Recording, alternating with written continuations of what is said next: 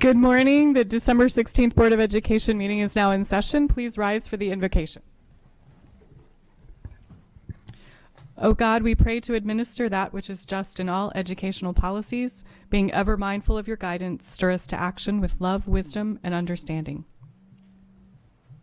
Pledge allegiance to the flag of the United States of America and to the republic for which it stands, one nation, under God, indivisible, with liberty and justice for all.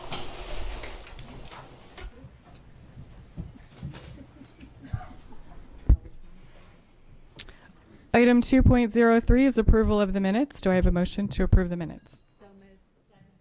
All those in favor? Motion passes 900. Item 2.04, establish agenda order. Mrs. Nally. Thank you. I move that we add to the agenda the PTA report as item 2.11. All those in favor? Okay, we will amend the agenda. Item 2.05 is recognitions, and we do not have any. Item 2.06 is Educator of the Month. Mrs. Ritchie. Thank you. Today we honor an educator in our school system who brings her heart and soul to school each and every day. While we all know the job of an educator is not an easy one, this teacher takes it to a new level. Deborah Engler has been teaching in Freetown community. Yes, that's you.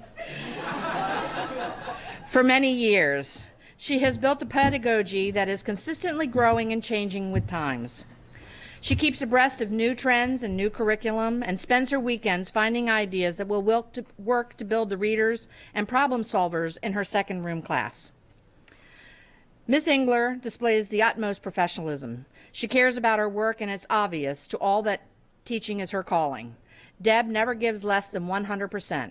She treats all of her students as if they were her own children. Her expectations are high. Her expectations are clear. She is meticulous in maintaining documentation on all her students so that she is able to articulate their strengths and weaknesses at any given time. As a leader of the drama club, Miss Engler has led the full-length musical at Freetown for the past 15 years. She works closely with 40 to 50 students after school, preparing for the full-length production at the end of the year. Her students make scenery, learn songs, dance, design, t-shirts, sets, and costumes. The relationship and bonds that form are strong, and Deb gives them an experience they cannot be replaced. The love she puts into this activity is like no other. Miss Engler plays a huge role in the culture of Freetown Elementary School and how the school functions. She has led the hospitality committee for many years, keeping the fun alive, keeping staff positive, and warmly spreading a true sense of belonging. This is the way Deb Engler lives her life. She takes people under her wing and nurtures them with grace and kindness. Deborah Engler, you build strong relationships with all your stakeholders in the Freetown community. Parents rely on you for your help, your honesty, and your faith in their children. Students look to you for advice, for love, and for a really good hug. Staff looks up to you as a motherly figure and a companion who works hard to get the job done with excellence. You are resourceful and, most of all, a team player. For these reasons and many more, the Board of Education is honored to recognize you as Educator of the Month for December 2015. Congratulations, and please join me up front.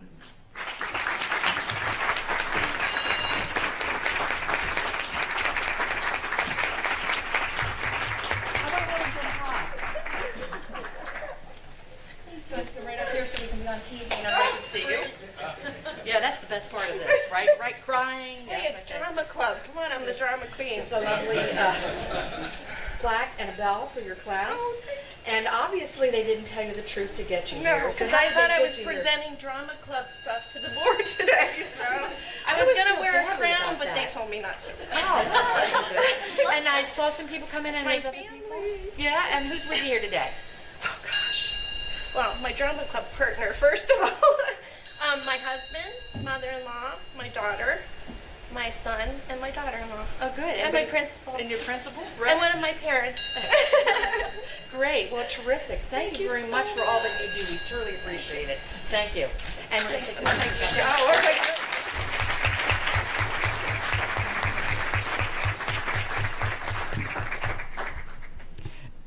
If everybody could just stay around for pictures after the PTA report, we'll do it after item 2.11. Item 2.07, Employee of the Month, Mr. Horskamp. Thank you. As we all know, there are many words in the English language that can be used in various forms. The word record, for example, can be used as a verb, such as I'm going to record something. It can be used as a noun, such as he set a record. And we've all heard the idiom, especially in the boardroom, to go on record.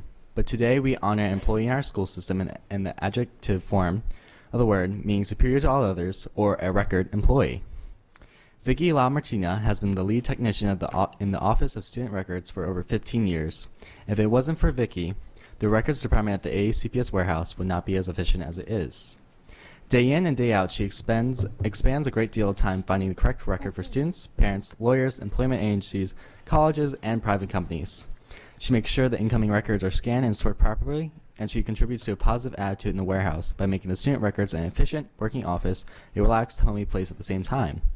She will fax, email, scan, or mail any and all information requested. No voicemail for her. Vicky uses a personal touch with all her clients, who appreciate her positive attitude and patience. In addition to her accurate record keeping in the warehouse, Vicky wears other hats in the school system. She serves as the part-time secretary / register at the AACPS Evening High School at Glen Burnie High.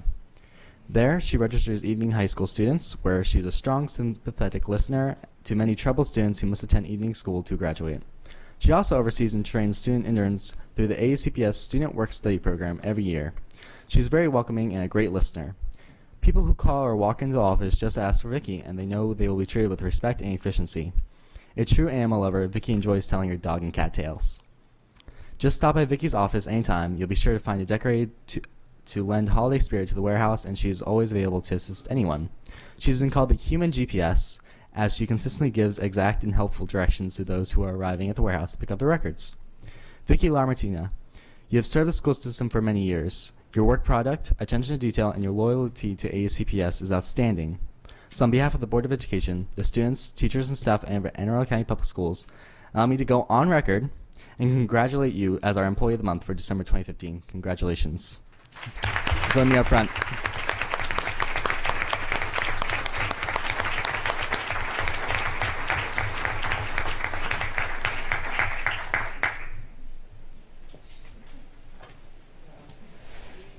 Front and center so you'll be on TV. Again, congratulations. Oh, thank you. So, how did we get you here today? A meeting about records. Good point. Okay. And so we have a bell for you and a little certificate. Thank you so much. Thank you. Thanks, everyone. Sure. Thanks to my mother and sister for being here, and James for bringing me. Mike for taking the picture. Thank you.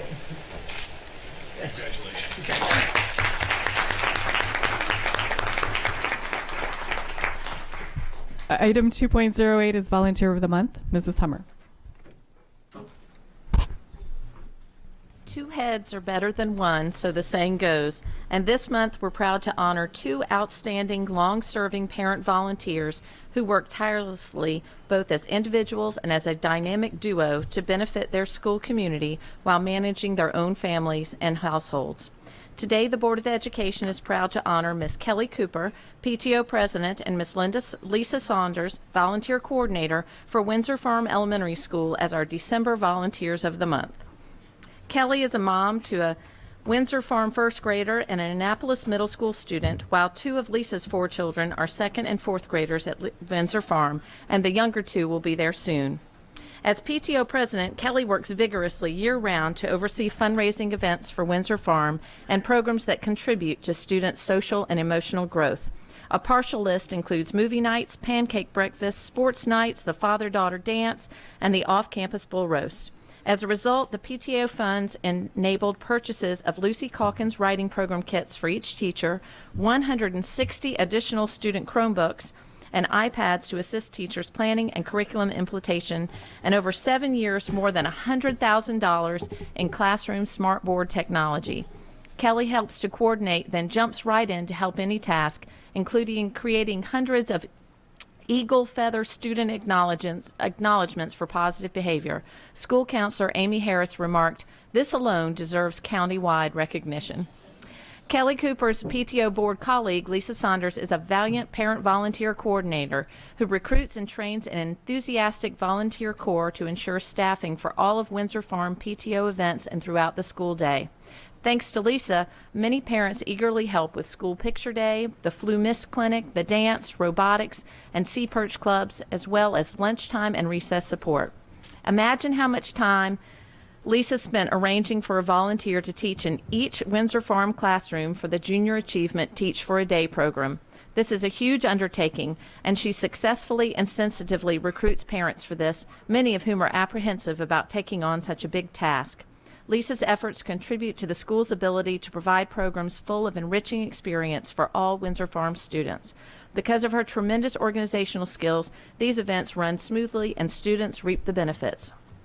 Together, Kelly and Lisa are a powerhouse team who help to ensure a happy and successful learning community at Windsor Farm Elementary School.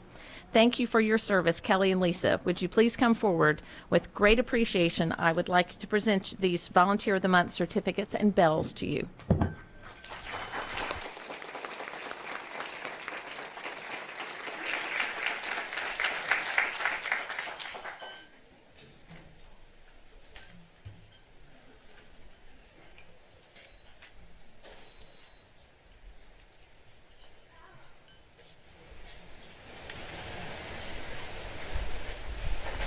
Congratulations. Thank you. All right, which is Kelly? This is Kelly. Kelly and Lisa. Thank you. And here are your bells. Thank you. And how did we get you here today? We an advisory council board meeting. Advisory. Right? Is that what it was? Yes. Well, we'll be having that. Well, so you're here volunteering. That is perfect. We're glad to have you. So who all's here to surprise you today? Hubby's husband, my son, my mother-in-law, and my husband. And your principal? Yes, and our principal and our guidance counselor. Yes, Mr. Roddy and Mrs. Harris, who are wonderful. Well, Yes. congratulations and thank you for all you do. Thank you.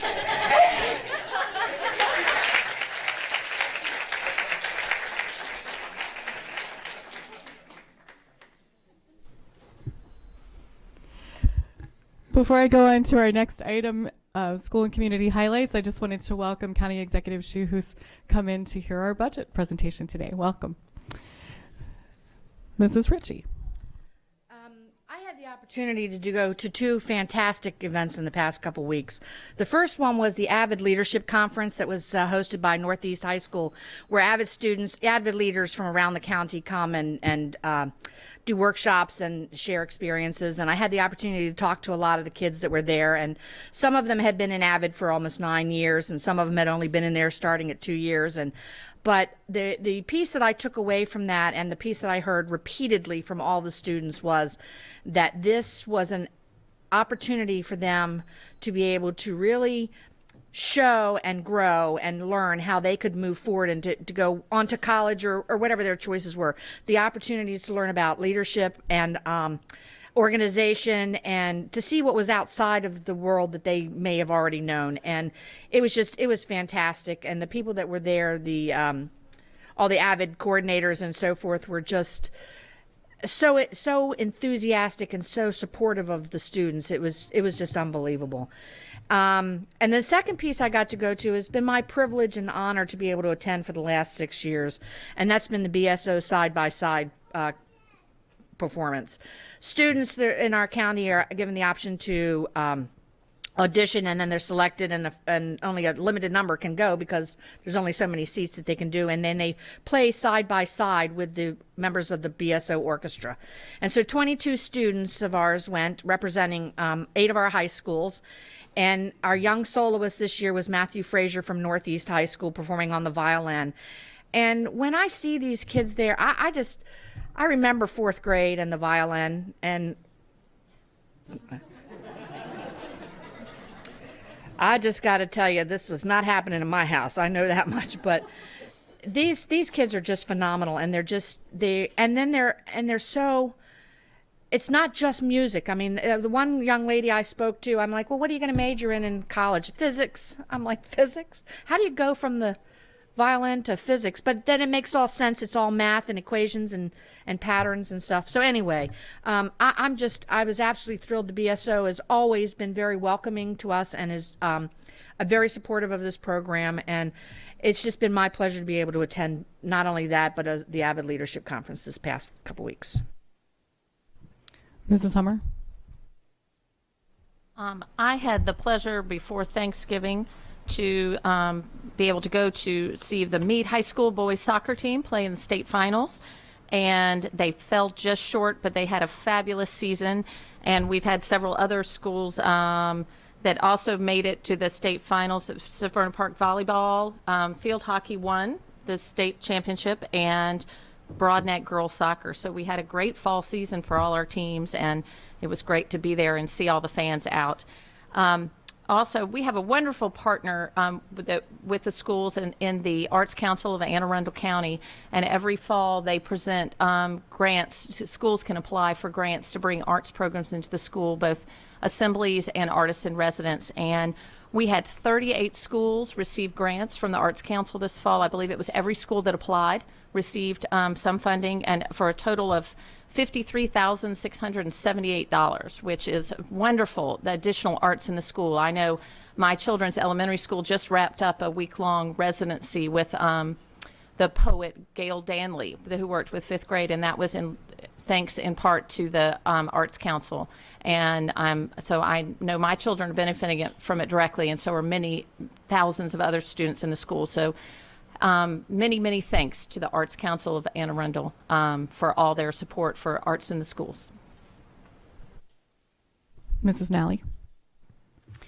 First, I want to extend my congratulations to my neighborhood school, Arnold Elementary, who was recently awarded a blue ribbon, and Pasadena Elementary. So we're very proud in Anne Arundel County to continue to add to our blue ribbon schools of excellence. The second, I had a really great visit to the Mary Moss at J. Albert Adams School.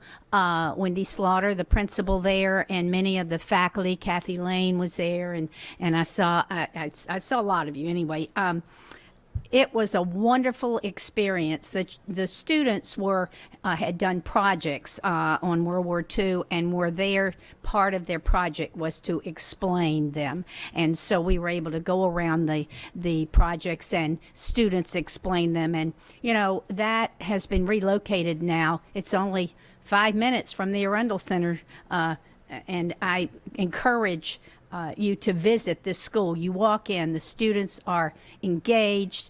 It is just a great learning environment. So that was fun.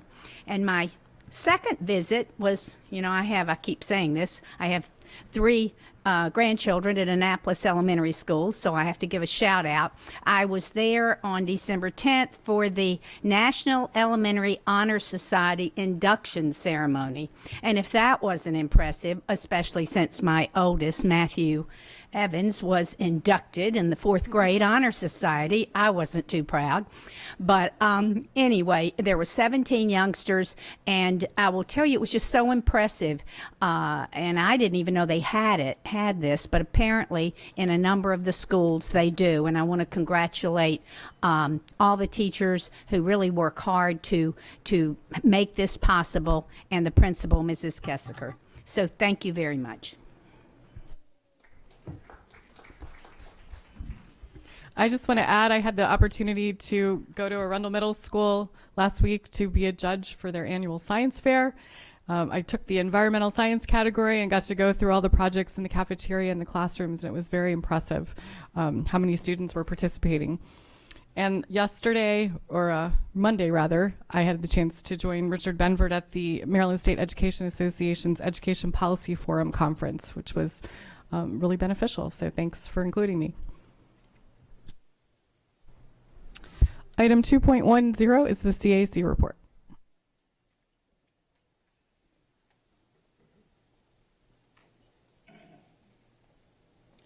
Good morning, Dr. Arlotto, President Korbelak, and members of the board. I'm Karma O'Neill, Chair of the Citizens Advisory Committee.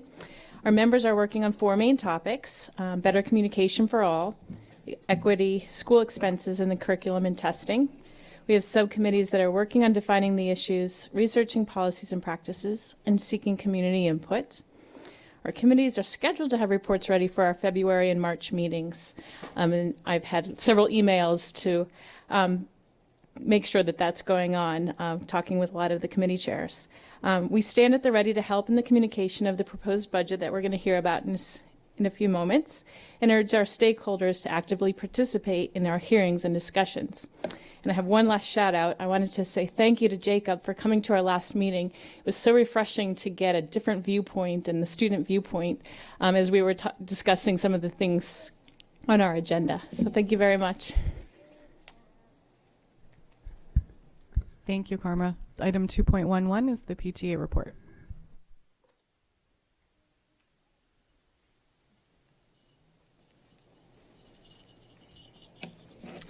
Good morning, President Korbelak, Vice President Nally, members of the board, and Dr. Olato.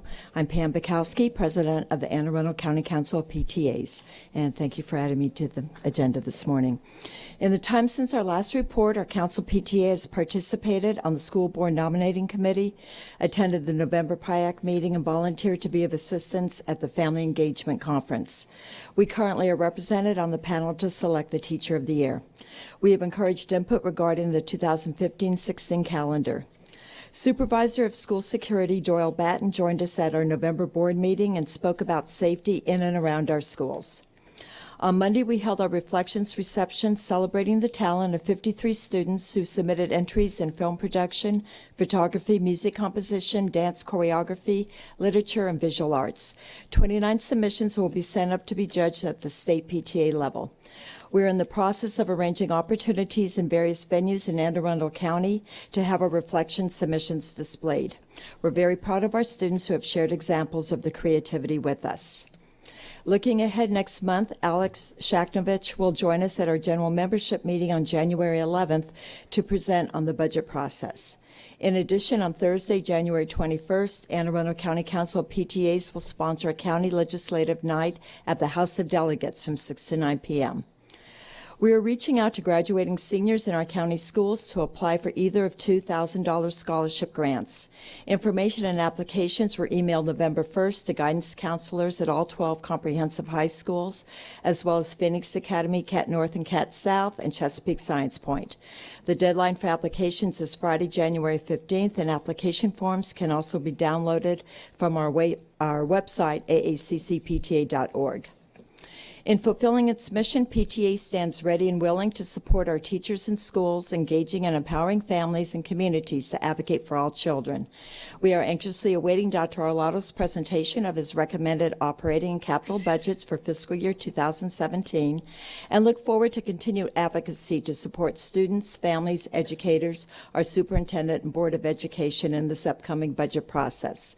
It is important to PTA that our students have access to and receive a first-class education, that our families be provided with means they require to be a partner in that education of their children, that our educators and support staff be valued and provided the necessary resources as professionals who provide the rigor and diversity in learning, creating opportunities for our students to become productive, caring, and capable citizens of the 21st century. In fulfilling our mission, Anne Arundel County Council of PTAs joins the AACPS community to engage, empower, educate, to promote equity and accelerated student achievement, to hold true that all children are capable of success, no exceptions. As always, PTA thanks you for these many opportunities to speak for every child, one voice. Thank you. We're going to take a short break to do pictures for the Educator, Employee, and Volunteer of the Month, and then we'll be back for the budget.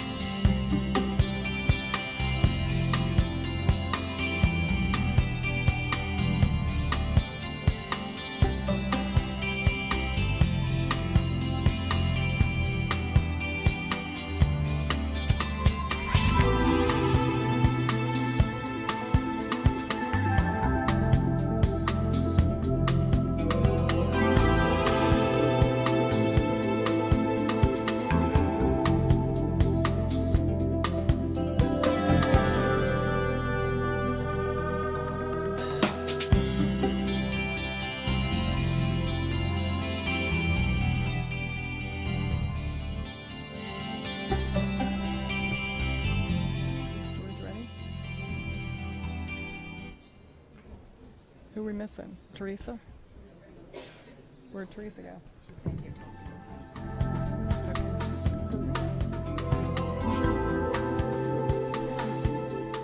The next item on the agenda is 3.01, the superintendent's recommended fiscal year 2017 operating and capital budgets. Morning. All right. President Korbelak, Vice President Nally, members of the board, elected officials, colleagues, students, parents, and county residents. I fully realize that I stand before you today as a single individual whose duty it is to present my best thinking as it relates to a plan to move our school system, our county, and ultimately our students forward. This is not a solitary endeavor, though, and I would hope that in the words I speak today that you hear the voices and envision the work of a team of thousands of others whose dedication and commitment is second to none. Budgets are inherently about dollar signs, numbers, and percentages. Underlying every single aspect of any budget, however, is people. Ladies and gentlemen, we have awesome people who are doing incredible work for children.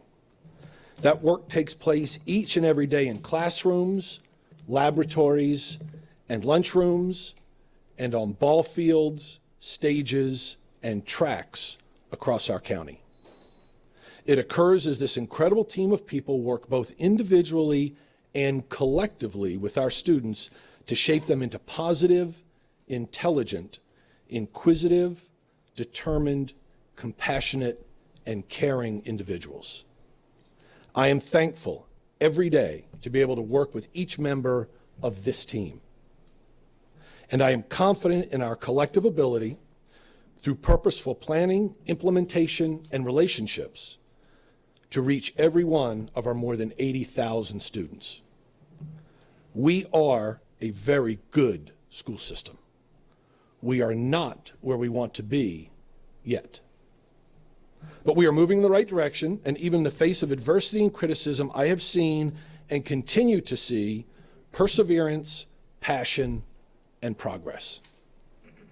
I stand here this morning confident that we will get where we want to go because I believe in the people of our organization who will lead us there. For all the incredible things they accomplish, however, we must realize that the resilience of our great people, the backbone of our success, is being sorely tested. They are weary and frustrated, and in many cases, they are becoming disenchanted. Constrained fiscal resources, increased mandates and assessments, and rising enrollments without matching resources have all taken their toll. You have heard their stories, and so have I. The frustrations of today largely have their root in nearly a decade of minimum legally permissible funding, a tide that the county executive and county council began to change just last year when they provided our school system with $5 million more than they were legally obligated to do. It is certainly my hope, and I know this board's, that we will see a continued change of that tide. A year ago, I stood before you and said that we must be cognizant of the fact that the rubber band stretches only so far. Our people, ladies and gentlemen, are being pulled to the point where the rubber band is about to snap. And it is up to us, as well as our local and state officials, to prevent that from happening. Through the different perspectives of their daily experiences, the voices of teachers and others heard from these microphones and elsewhere in recent months have echoed a clear and consistent message. Work together to support us and help us help our children. They yearn for more communication and better partnerships in an effort to change the conversation in our county and to create a better culture for our employees and ultimately for our students.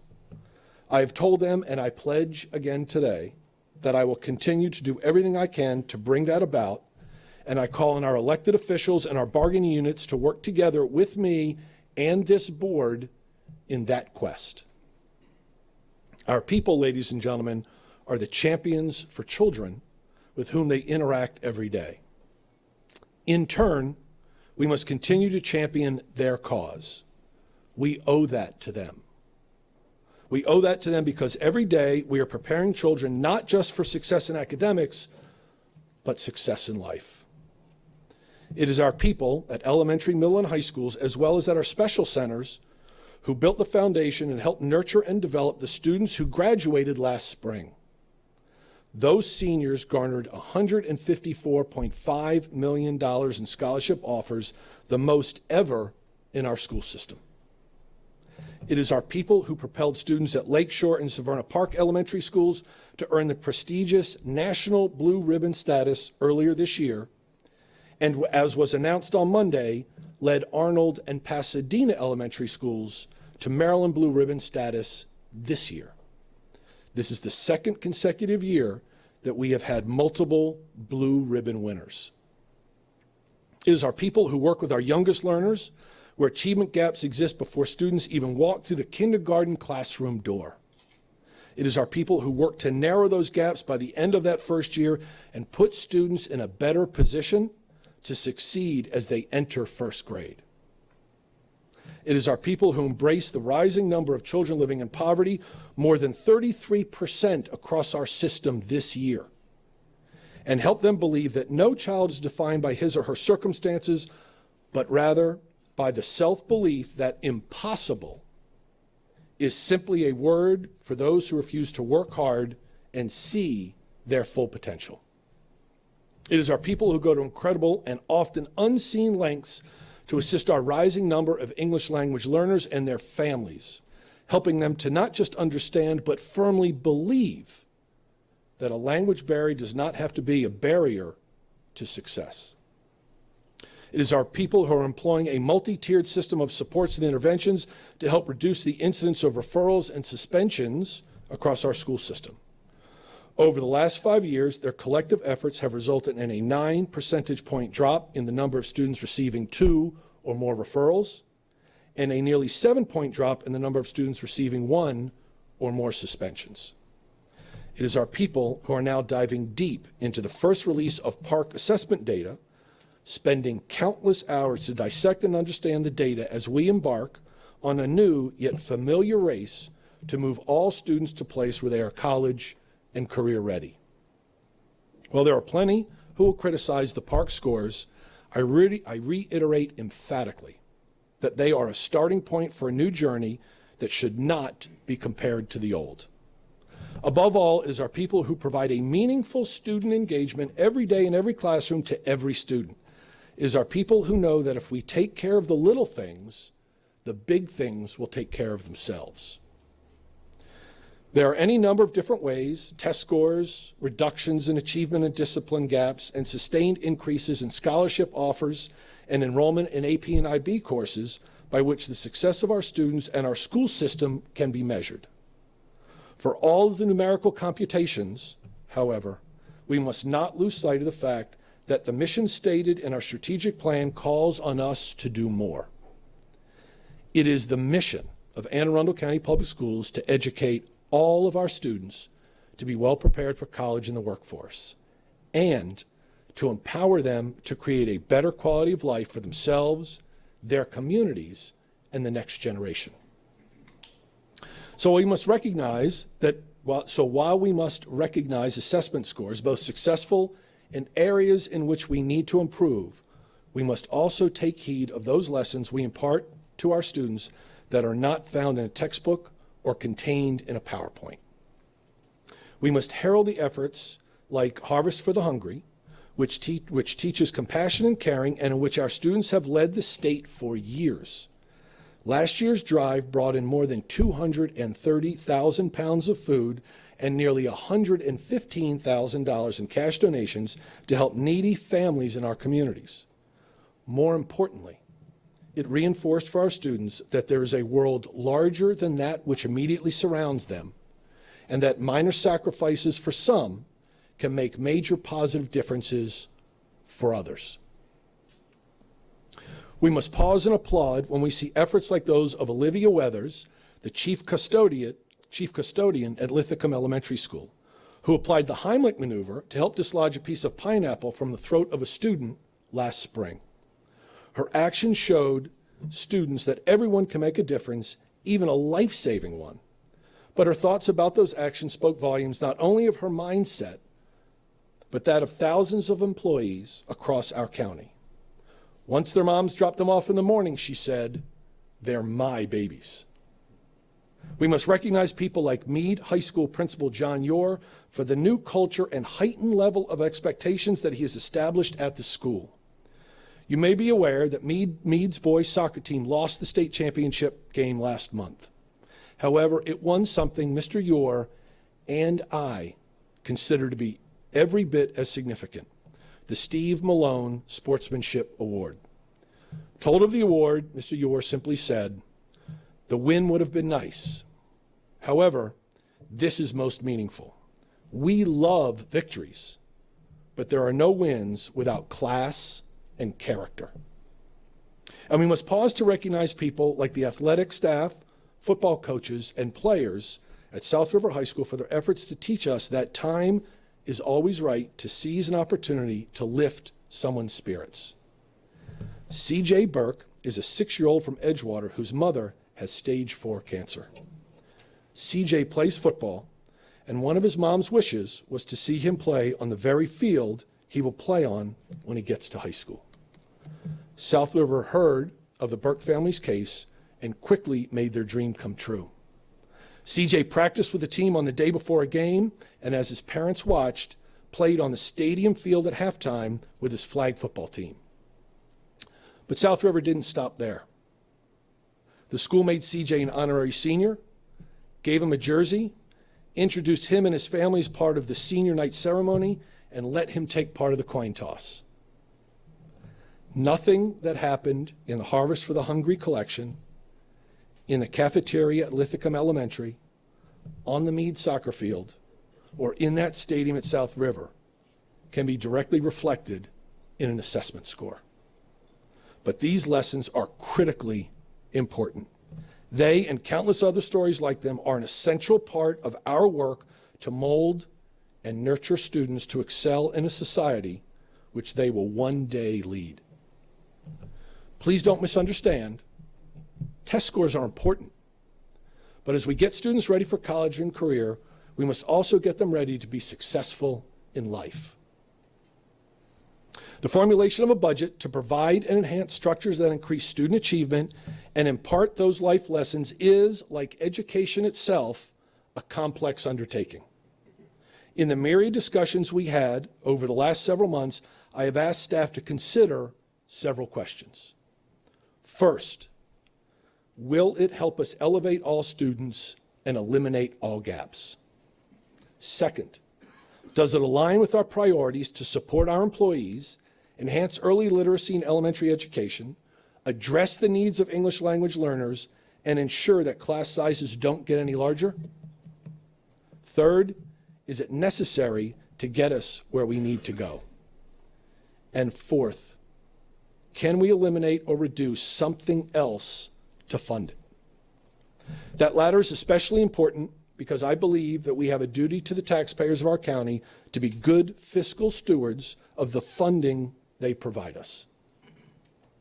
In the $1.14 billion operating budget request I present to you today, we have redirected approximately $13 million worth of resources in a more targeted and purposeful manner for the coming year. My budget request is $51.4 million more than the current year, with 73% of that directly related to employee compensation and benefits, to adding teachers to keep pace with increasing enrollment, and to assist with rising class sizes. My request also includes $15.5 million to fund a full step increase for all eligible employees and a similar increase for non-represented employees. It also includes $15 million to replenish our health care fund, which has been drawn down in prior years as the county has used it to fund other parts of our budget. I am also proposing funding for 33 new classroom teaching positions to break even with the ongoing enrollment increases and 10 additional teaching positions to begin to assist in our goal to reduce growing class sizes. Our school system has grown by more than 7,000 students in 10 years. And that's in large part due to the quality education that we provide students every day. That growth, however, has not been met with an associated increase in teachers. The result is burgeoning class sizes that are at critical mass at some schools. At Meade High School, for example, there are 69 core subject classes with 35 or more students. At Chesapeake Bay Middle School, there are 22 similar classes. My request contains $1.5 million to add 7th grade at the Monarch Global Contract School, $449,000 for 6 special education teachers, $358,000 to add 4 English language acquisition classroom teachers and an interpreter for our International Student Services Office, and $169,000 for 3 more bilingual facilitators to provide critical assistance and support to non-English speaking families. Our Enhancing Elementary Excellence, or EEE program, has been a huge boost to schools in the 3 clusters in which it is now operating. It not only has provided an additional subject of study for our students, but critical planning time for teachers, something they and our Teachers Association have sorely wanted for decades. This budget request contains $1.2 million for 11.5 teaching positions to expand EEE to 9 elementary schools in the Chesapeake and Northeast clusters. It also contains $654,000 for 4 positions to enhance the STEM programs at Lyndale and Central Middle Schools. In all candor, I would have very much liked to do more. I would certainly make a case for additional compensation increases and for more teachers to help with class sizes. The same holds true for a 3rd cluster in which to expand EEE, expansion of our International Baccalaureate Primary Years program, and a $2 million initiative that would have taken a big step toward a Bring Your Own Device program for students.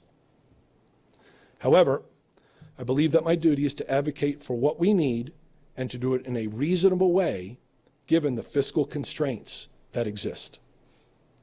What I've presented here is not everything we need. However, it will move us forward and create more opportunities for our students. Finally, I want to spend a few minutes on a subject that has received more consistent attention and comment than any other this year: school start and dismissal times. We have, as this board has directed, been engaged in a thorough examination of the possibilities that exist to start schools later. I want to be very clear and reiterate what I have said all along. I am not opposed to shifting school start and dismissal times. I do not argue with the science of circadian rhythms or sleep needs. However, I believe very strongly that any changes that we make must be instructionally sound and must not come at the expense of other parts of our educational program or our employees. Any plan must also take into account the logistical considerations that exist, especially with regard to time it would take to acquire buses and adequately certify bus drivers and aides. I have heard the comments from the public, this board, and others. I listened intently to our colleagues from Montgomery and Fairfax counties as they presented at this board's October workshop. What is clear to me are these 3 things. First, a simple universal shift would not accomplish this board's desires and almost certainly would cause considerable angst for parents, especially at our elementary schools. Second, rolling a plan out over a number of years is difficult and problematic, not just from a consistency of funding issue, but from the fact that to get where we want to end up, some schools almost certainly would have had their hours shifted 2 or even 3 times over those years. And third, any plan on which our school system focuses should be finalized only after our school communities and our employees have had a chance to weigh in. With all that in mind, I have included $8.1 million in this budget to adopt option A as presented by our task force, with a one-time shift in school hours, pending the provision of full funding and broad community support beginning in August 2017. This option would have our high schools beginning at 8:30 a.m., our middle schools beginning at 9:30 a.m., and our elementary schools beginning somewhere between 7:50 and 9:15 a.m. All schools would dismiss no later than 4:15 in the afternoon. So why don't we shift next year? 2 reasons. We must have the funding in place, along with the $602,000 appropriated by the County Council this year, before starting the process by which contractors would acquire buses. That acquisition process, as you heard in October, takes at least 8 months. Such a time frame would also allow us to fully stand up and begin to see any efficiencies realized from our bus routing software before we finalize start and dismissal times. I am planning to set up community conversations around the county after the first of the year so this board could have as much input as possible regarding the issue of school start and dismissal times before it makes a final budgetary decision in February. However, I urge this board, the county executive, and the county council not to take funding from other areas of our budget to cover these costs. We have seen in recent years, for example, the siphoning of approximately $18 million from our health care fund balance to pay for compensation increases and initiatives critical to our progress as a school system. Using one-time money for ongoing expenses is a poor budgeting practice by any measure. Ladies and gentlemen, there are no such rabbits left to pull out of the hat.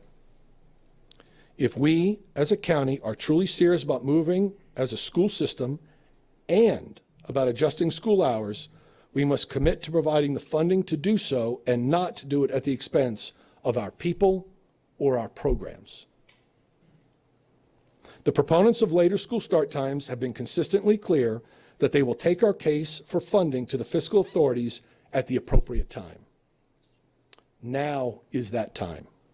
And I look forward to their passionate support for this initiative and all the others that are intended to improve our school system. Funding to support our people and enhance our programs is but one part of a successful school system. Our facilities must be able to not just adequately serve today's generation of learners, but allow them to thrive. The $255.6 million capital budget I present to you today allocates more than $74 million to pre-existing renovation projects, including Severna Park High School, Manor View, High Point, George Cromwell, Jessup, and Arnold elementary schools. It also includes $10.4 million for feasibility study and design funding for renovations at Edgewater, Tyler Heights, and Richard Henry Lee elementary schools, and $6.7 million in design funding for a new Crofton area high school. My request also includes $10 million for pre-kindergarten and kindergarten additions at Odenton, Woodside, and North Glen elementary schools, $10 million for a classroom addition at Odenton Elementary School, and gymnasium additions at Woodside and Millersville elementary schools, and $7 million for open space enclosures at Chesapeake High School. I've also allocated $1.6 million for renovation work at the Carrie Whedon Science Center in Galesville, with the expectation that we will be able to open a pre-kindergarten program for 80 students in South County in the fall of 2017. The capital budget is $95.7 million more than the one approved by this board in September. That may seem like a staggering increase, but almost all of it is allocated to our pursuit of a federal government grant that would provide funding for renovations at Meade High School. We are pursuing this grant at the invitation of the Department of Defense, and we would only undertake these upgrades if they are funded through this federal government grant. Former President John F. Kennedy once spoke of the value of education this way. Let us think of education as the means of developing our greatest abilities, because in each of us there is a private hope and dream which, fulfilled, can be translated into benefit for everyone and greater strength for our nation. Ladies and gentlemen, I am proud to be part of this great school system that, through the incredible work of our awesome people, is fulfilling dreams for children every day. In the process, we are undeniably creating better tomorrows for our county, our state, and our nation. Thank you.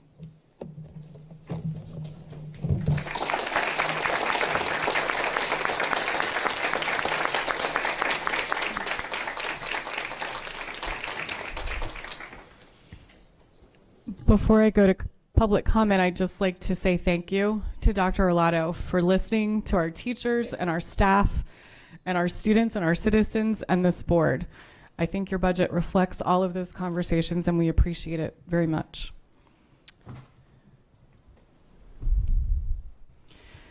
Anyone wishing to speak on an item not on today's agenda may offer testimony during the public comment portion of the meeting. Speakers will be allotted 3 minutes each, and the board asks that comments remain civil and appropriate for the various audiences that may be watching or viewing the meeting. Student-specific and personnel matters are confidential and cannot be discussed in this forum. This time is intended for speakers to voice their opinion and not necessarily as a question and answer period.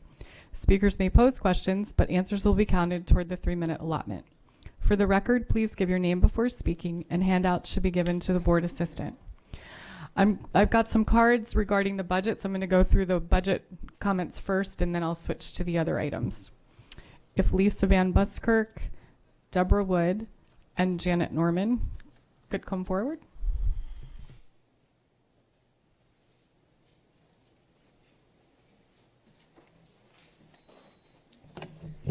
Good morning. I'm Lisa Van Buskirk from Edgewater, mother of a 3-year-old and a 5-year-old, and the leader of Start School Later Anne Arundel County. Well, knock me over with a feather.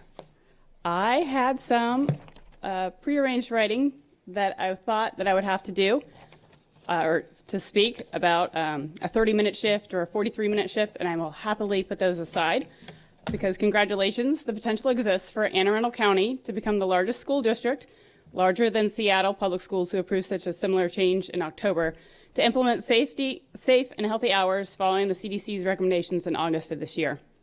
Anne Arundel can be a leader not only throughout the state of Maryland, but across the nation on this issue. And while I'll have to think about the 2017 versus 2016 timeframe, it certainly is a vast improvement from what we've heard before, so I won't talk about that part yet. But as you have heard in October from Fairfax, and as Dr. Arlotto mentioned, the work is only beginning. Community engagement outreach is critical and past due.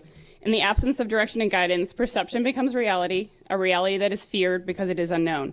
As you've already seen, entities within the elementary community are scaring parents into the 30-minute option and thinking that that was the only option under consideration. It was a done deal. The concerns of those parents and communities at large have mostly been alleviated, and Start School Later will support your efforts to the best of our abilities with your outreach to all those communities.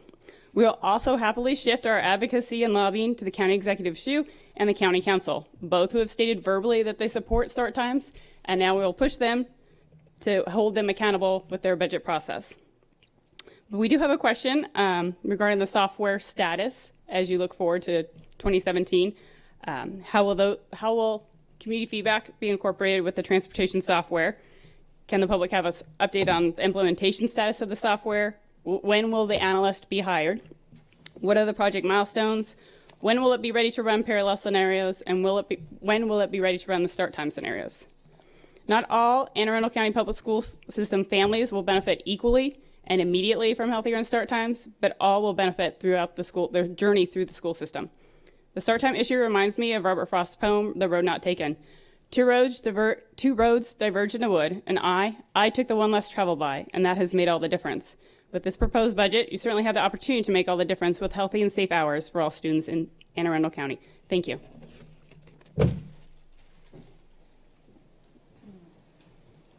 Good morning. My name's Deborah Wood. I'm personally affected by the current high school start times of 7:17 a.m. as the guardian of a special needs student at Broadneck High School. If we use the morning bus, which we'll be doing now, or not doing for the next year and a half, it would mean getting up at 5:30 a.m. to catch it. Thomas is lucky. He has 2 adults with cars who can take turns driving him to school, so we can all try to get a little more sleep. Other children in our county are not so fortunate. They struggle to catch those early morning buses and often head for bed when they get home at 2:30. Their families don't have cars. The family budget is severely challenged to come up with bus fare or taxi money if a bus is missed or just to allow for more adequate sleep. I talked with this issue about early start times with Robert Eads, an Annapolis resident, father, and grandfather. He's also a small business owner. He runs a taxi service. Maybe you've seen Neat and Clean Taxi dropping kids off at Annapolis High School. I asked Mr. Eads' opinion of the current high school start times. It's a disgrace, he said, to get them up in the darkness of early morning. High school kids can't function right without the proper rest. He asked me, whatever happened to 9 to 3? I told him what I knew about the change coming following busing to mix up children of different skin colors when neighborhoods and neighborhood schools still reflected generations of segregation. Somebody or some committee decided to tighten school transportation budgets by tweaking start times to minimize the costs. Mr. Eads knows the importance of paying attention to costs. He said, I lose a lot of dollars the way things are. Why, I asked him. Because the kids know they can get a free ride from me to school. There are many people in the low-income community who believe in education and do what they can within their means to assure these children have equal opportunity to getting the best educations they can. Hopefully, this will come about soon, hopefully without a lot of problems. My wish is sooner than 2017. Carl Snowden, who's the organizer of the Anne Arundel County's Caucus of African American Leaders, said, the safety and future of our children should not be negotiable. The caucus looks forward to meeting with Dr. Arlotto February 9th at 6 p.m. at the Bates Legacy Center in Annapolis.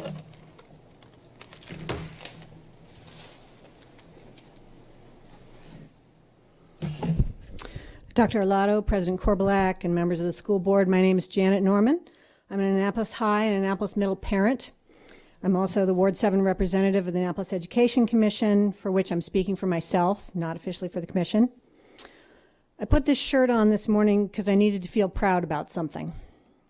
I'm proud to have earned a Master's of Science from the University of Michigan, which I'm using to help your students, our students, succeed in robotics, STEM, outdoor learning.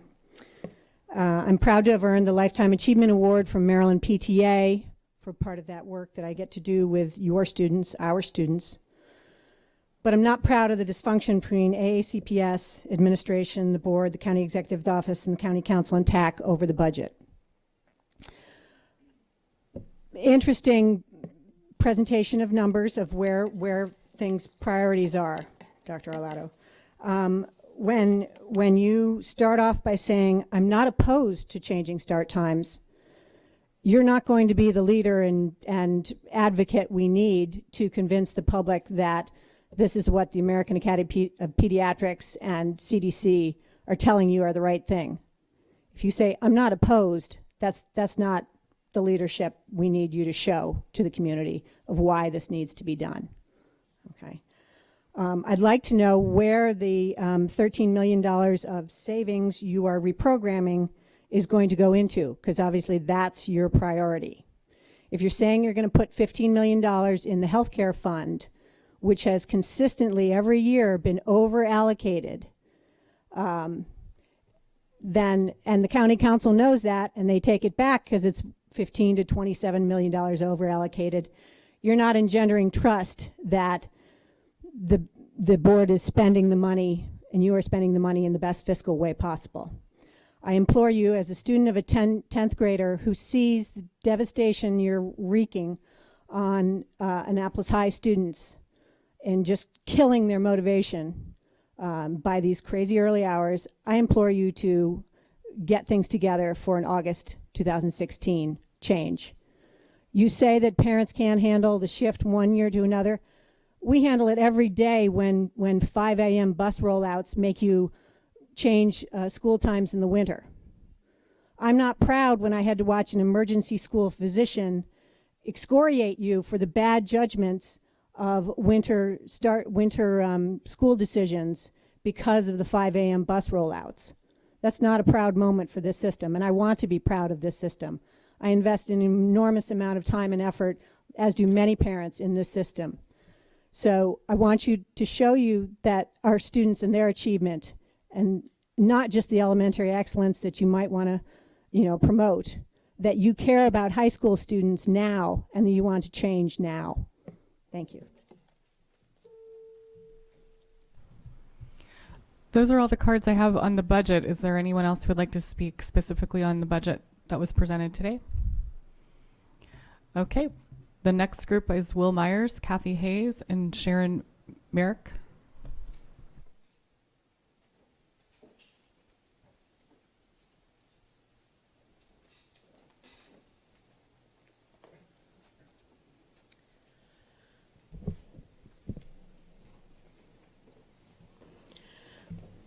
Good morning. I'm Sharon Merrick, a parent, former parent of 2 students plus, because I helped some others and they actually lived with me, graduate from the system here. And I'm here because of the Monarch School. I have some history that while raising my kids, they're all African American, and especially our African American male. I can tell you many experiences that I had, which weren't good, but because I was there and I was a homemaker, I was able to push for my kids. I was able to push my kids more, and I was able to push, try to push through the system, so that there would be fairness. For the African American females that I've helped, it's a little bit easier. But for the males, I'm telling you, it's not. And I don't think that has changed. I haven't been in the system lately, but I have concerns. I did have a young lady that I helped to get into the the technical school, okay? And she took up culinary. Now, I signed her up. She was on the list. Came time for her to go to school, to go to the VOTEC the next semester. It didn't happen. I didn't have the experience. I said, well, have they talked to you? Have they talked to you? No. So my problem is that it took the next semester, it took numerous times going up to the VOTEC school and saying, hey, put her on the list. So they said, oh, she's going to be number 1 or 2 on the next list. And even then, I had to push to ensure that happened.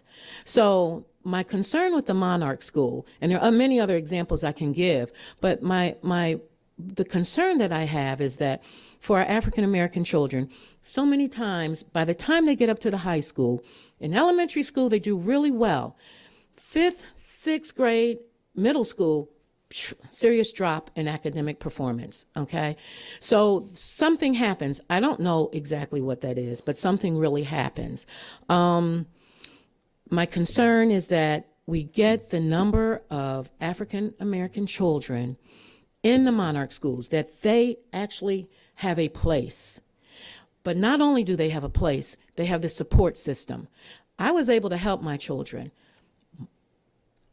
The number of African American children in Anne Arundel County would probably be at risk levels, I'm going to say, poverty level or below or near, which means you actually don't have as much time, you don't have the resources to be able to put into your child. You love your child, but you don't have the resources. So please, I'm just asking that you include and support, give them the support that they need to have success, because it makes a difference in the long run for as a viable community member. That's it. Thank you. Ms. Merrick, thank you. Clearly, there's a lot you want to share, and you only had 3 minutes. Would you do me a favor? Would you take a minute and meet with Mr. Liverman, our deputy superintendent, so he could maybe get a little bit more direct information from you? All right. Thank you. Hi, my name is Kathy Hayes, and I am here on behalf of Ridgeway Elementary. And I wanted to first say that listening to everything that's going on with the budget, I do not envy anyone in the position that has to figure out where money is going. There are definitely a lot more needs than there is money to fulfill, and I certainly appreciate that. I'm here just to sort of put a bug in the ear that I just ask that you please continue to fund the drives and lots category on the budget. I don't know where that exactly falls, but as a parent of Ridgeway students, we certainly need to make sure that our name gets called on that list. That's ongoing, to have improvements made to the parking lot, and we need to actually extend parking. And originally, that was the only reason that I wanted to speak, was to just make sure that we do get that funding. I want to also thank Ms. Seaman Crawford, who helped us get a temporary fix to our parking problem. So I certainly appreciate her quick response, and the people at Ridgeway were thrilled. That said, sitting and listening to the budget, something else came to mind. I am also the parent of a freshman at Glen Burnie High School. And I don't think it's any surprise if I say that the reputation at Glen Burnie High School they don't have the best stellar reputation in the county. I was a little fearful when I was going to send my daughter as part of the magnet program there, the biomedical program. And I have to say, now that I'm there, I realized I couldn't allow myself to be afraid if I wasn't willing to participate, so I started on the PTA there. And Glen Burnie High School is a fabulous high school. They have a lot to offer. The thing that is striking me, and I'm very new in the process of understanding what's happening with budgets and funding, but I think that some of the changes that need to happen in a school in order to change that reputation definitely need to come from within. However, when you have a poverty rate of near 50% for a school, it makes it very difficult to necessarily see those changes. I'm coming from an elementary school where we have so much parent involvement and funding that we are able to supply technology and all these improvements and all these fabulous things. I'm sitting on a PTA where we are lucky if we have 5 parents show up out of a school of 2,000. I realize it might not be the priority for a lot of parents there when they're trying to make ends meet. The reason I bring this up is simply to say that I don't know how funding is administered yet. I haven't figured this out, but if there are certain schools that don't have the ability to raise that money on their own through a PTA, I'm asking that you consider how you fund those programs that might improve the school, and not just academically. I know my time's running short, but I think there is a pride that comes in a school that you need to feel pride in your school in order for your students to want to go to that school, in order for your students to want to participate and do those extracurricular activities. When you have holes in your sports uniforms, or don't even have sizes that fit, when you have an environment of the school campus that maybe could use some improvements in terms of landscaping and just making it a more welcoming and inviting environment. I think all those things are important to make you want to go to school and be a part of that. And I just ask that you consider that in the future moving forward. Thank you.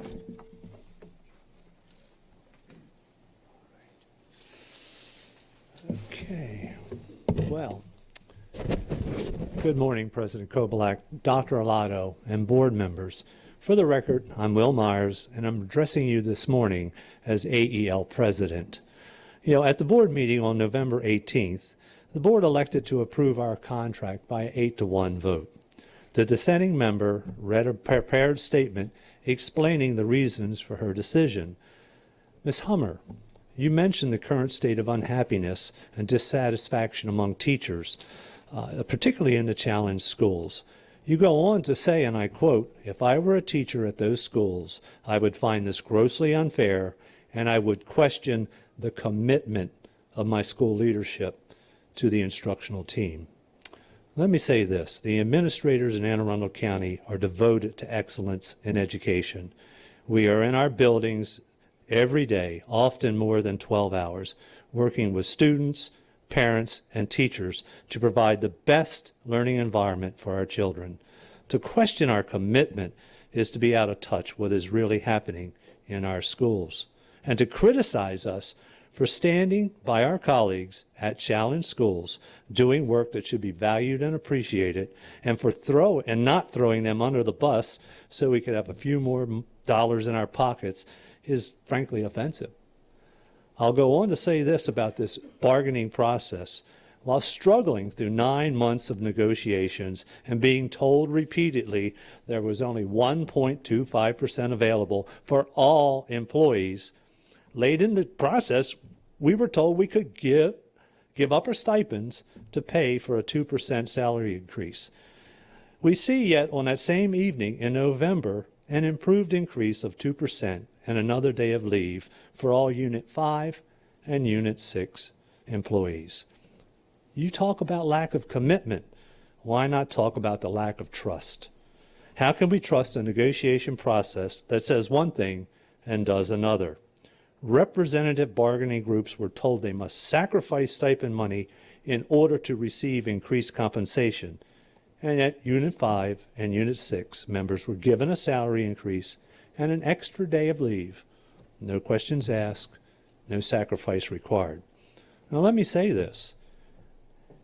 It's not about how much they received. They are dedicated and hardworking and deserve every penny. However, there is an expectation that there'll be an explanation of what appears to be a breakdown in this bargaining process. As such, I'm requesting the board to reconvene the negotiating teams of AEL and the board to discuss the issue of what appears to be differentiated funding. Anything less may only lead to more dissatisfaction and distrust in the decision-making process.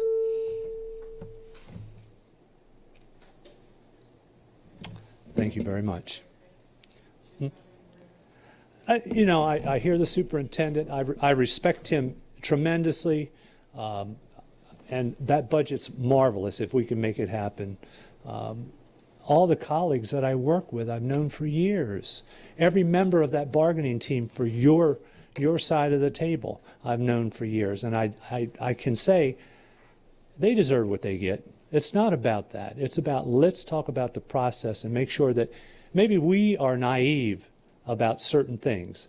But I would like to have a clear understanding of how this process happened. And once that's done, we'll move on. We are going to move on because we're going to stay dedicated. We're going to still do the things we've always done because it is about the children. In the end, it is about what we do for them. Thank you. Thank you. I don't have any other completed cards. Is there anyone else who wishes to address the board at this time? Okay, come on.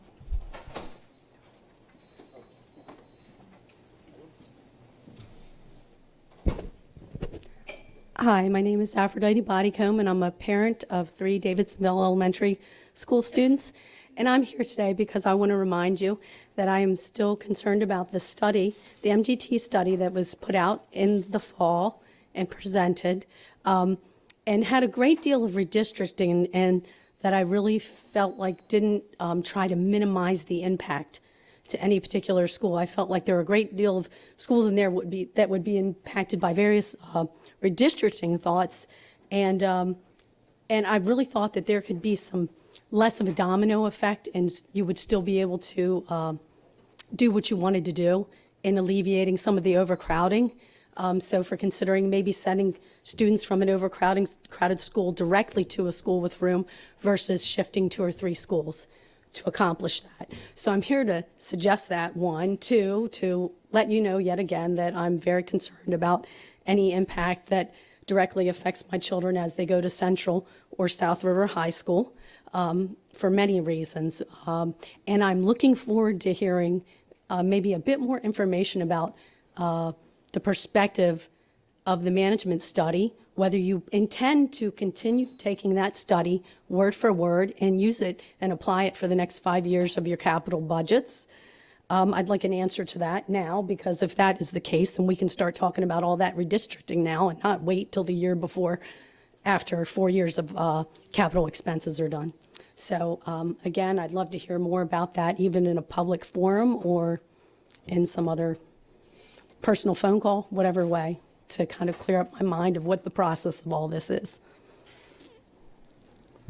We don't have any plans to redistrict anyone this year. There's no redistricting on the table at all. Thank you. I know this year, but what I'm saying is you're approving a capital budget, dollar for dollar, with all the redistricting plans in it.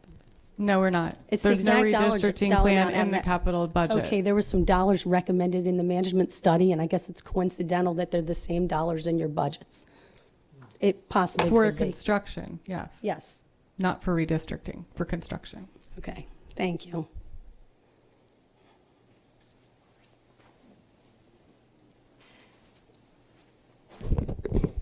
Yes, Dr. Arlotto, President Korbelak, and the board.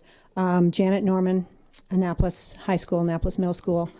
I was hoping to talk to you about the ongoing achievement gap that the Annapolis cluster is demonstrating to you oh so prevalently in your recent park results that have come out. Where is it 9% of our students at Georgetown East are demonstrating a proficiency of exceed or meet standards. I'm very curious why the Elementary Excellence Program is not being extended to the Annapolis cluster, where you have 31% of your entire county's Title I schools. Why would the Annapolis cluster not be receiving that special program? Do we really need to expand the STEM programs if we are not taking care of in the middle school, if we're not taking care of STEM needs biologically in our high schools?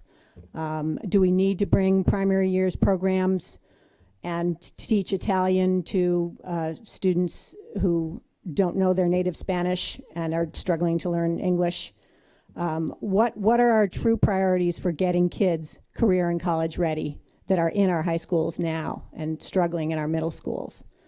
I don't see it. I don't see the actions we need in our Annapolis cluster and perhaps Meade and other clusters of high poverty. So we can say all the mantras we want, but unless the dollars are there to benefit these students in the evidence-based ways they need, and your teachers clearly told you that the alphabet soup of programs is not what they need.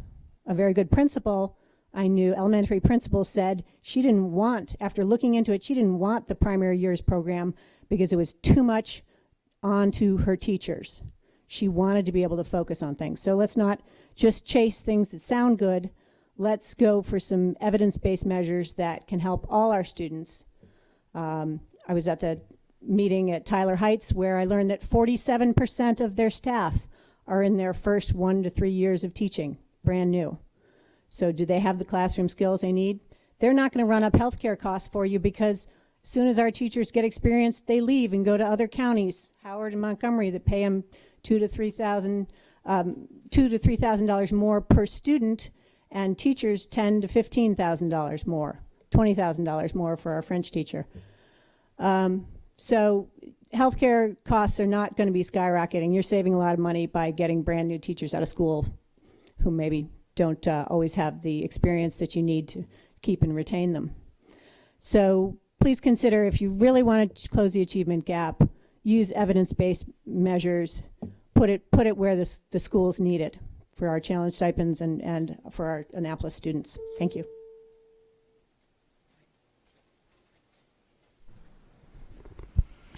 Thank you. We'll move on to action items. Item 5.01, Administrative Personnel Appointments. Dr. Arlotto, your recommendation. Yes, ma'am. I recommend that the personnel listed on the attached sheet be promoted and or appointed. Have a second? Second. All those in favor? Motion passes 900. Item 5.02, Personnel.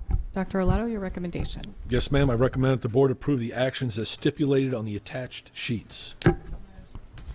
Second. All those in favor? Motion passes 900.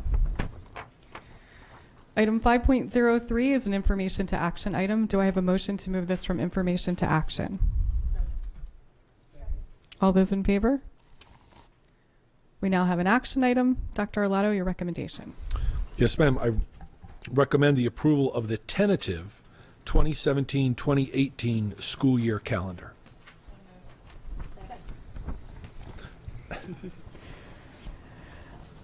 Are there any board questions or comments? Ms. Birch. Thank you. I'm glad I pressed the right one. I couldn't really tell which one was mine today. I just want to make sure that I know that the tentative things, they're tentative because those organizations haven't yet set their official dates? Yes. Okay. That's correct. Okay. All right. Thank you. I have a question, more for my board members. At our last board meeting, we agreed to take Yom Kippur as the holiday because it was the holier of the two Jewish holidays. I realize that in this calendar, that falls on a weekend. So the question is, are we going to be alternating Rosh Hashanah, Yom Kippur, or are we going to be just considering how the calendar falls, or are we only going to offer Yom Kippur? That's right, and that we didn't know what decision you were going to make, so we just put it on here tentatively, but we can take that off just as easily.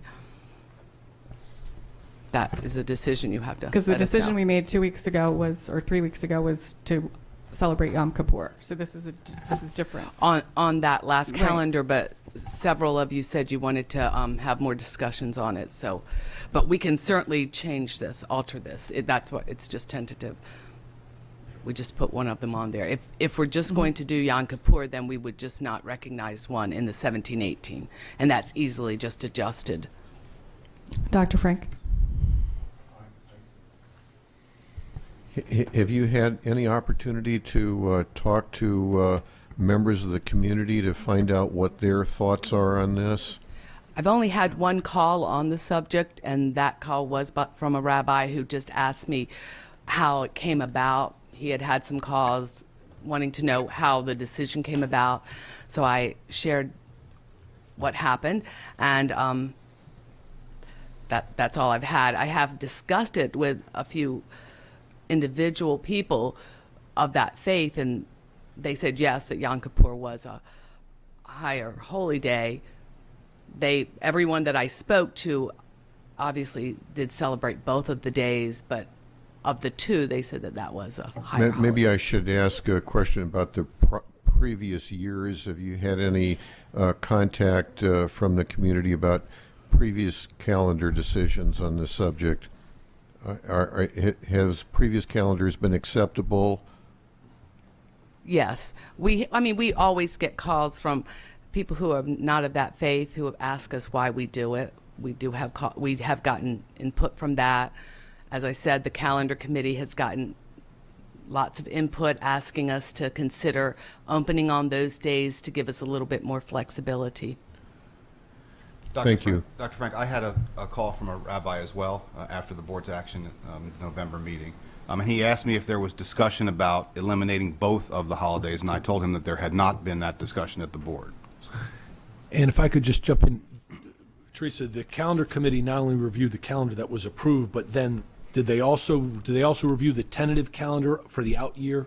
Yes. Each time they meet? Yes. So the calendar committee has reviewed what was already voted on, and they review the calendar for a year out, yes. Correct? Okay, so the calendar committee did have discussions as this, and this is their recommendation now to the board as a tentative calendar. Well, their recommendation would probably be just not to put anything on this one. I wasn't sure how you wanted to do that one. That's why I just put one on there. I wasn't sure if there was going to be more discussion on it, but theirs would probably be not to have any on this one, just to do the Yom Kippur.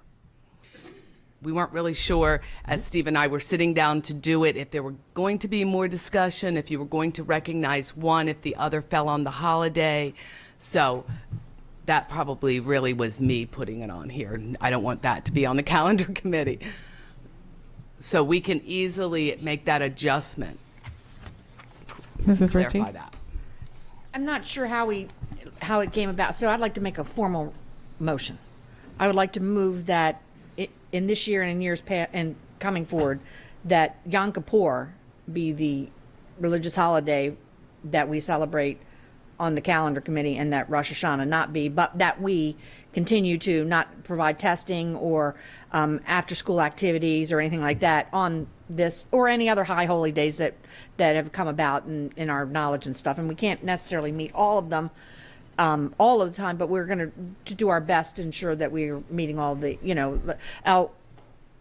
I'm not going to say it right, but the Muslim holidays, there's other African American holidays and stuff like that that, that are particularly important. And so we can't close school for everything because then we'll be closing all the time. But we will be able to try to honor that by not having testing and not having after school activities and those activities. So I'd like to make that motion. And I'll adjust this one. It'll just. There's a second. Is there any more discussion on Debbie's motion? Yeah, Teresa seconded. Dr. Frank? Has that received a second? Having no particular religious affiliation, I will vote against the motion. So we need to vote on your motion and then okay. Is there any public comment? Yeah. All those in favor of removing Rosh Hashanah from the tentative 17-18 calendar? Amending the calendar. That we will be celebrating Yom Kippur. Okay. And not Rosh Hashanah. Correct. Okay. All those in favor? All those opposed? Motion passes 7-2.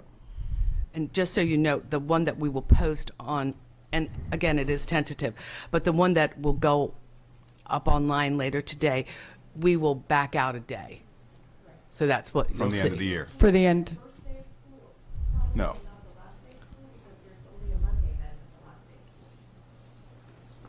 Yeah, but that would build in your 5 inclement weather days as well, so. It doesn't matter what we do on that last day. So, yeah. I'll take it from the end. Is there any public comment on the entire calendar? So now we need to vote on the motion to approve the 2017-18 school calendar as amended. Tentative count. The tentative calendar. All those in favor? Opposed? Motion passes 8-1. Thank you.